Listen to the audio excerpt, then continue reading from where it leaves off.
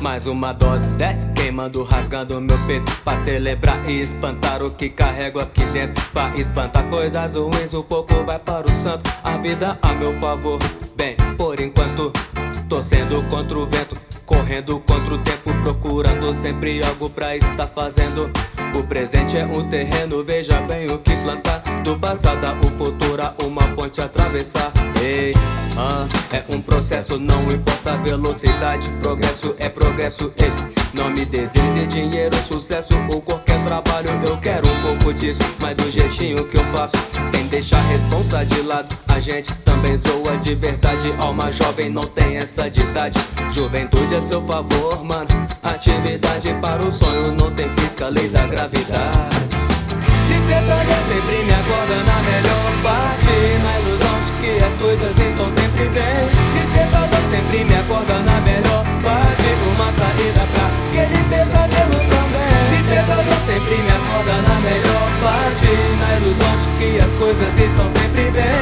Despertador sempre me acorda na melhor parte, uma saída pra aquele pesadelo também. Quem tem imaginação, um livro é despertador da sua vida. Seja mais que um espectador, buscando resultado, luta despertador. Mundo moderno dispensa a dó.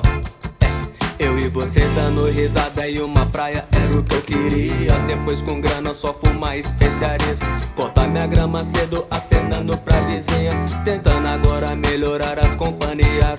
Eu sou grato, eternamente grato, vivendo essa vida, só tem essa, não sou gato. Mas um dia cê repara no estilo, no disfarçado, e vai ver que até que dou pro gasto. De um jeito ou de outro, sempre estereotipado. Não é que tem os dreads que odeio o trabalho, pelo contrário, longe de ser jogado, sedentário. Eu nem vou falar nada, rindo com os comentários. Despertador sempre me acorda na melhor parte, na ilusão de que as coisas estão sempre bem. Despertador sempre me acorda na melhor parte, uma saída pra aquele pesadelo também. Despertador sempre me acorda na melhor parte, estão sempre bem. Despertador sempre me acorda na melhor parte, uma saída pra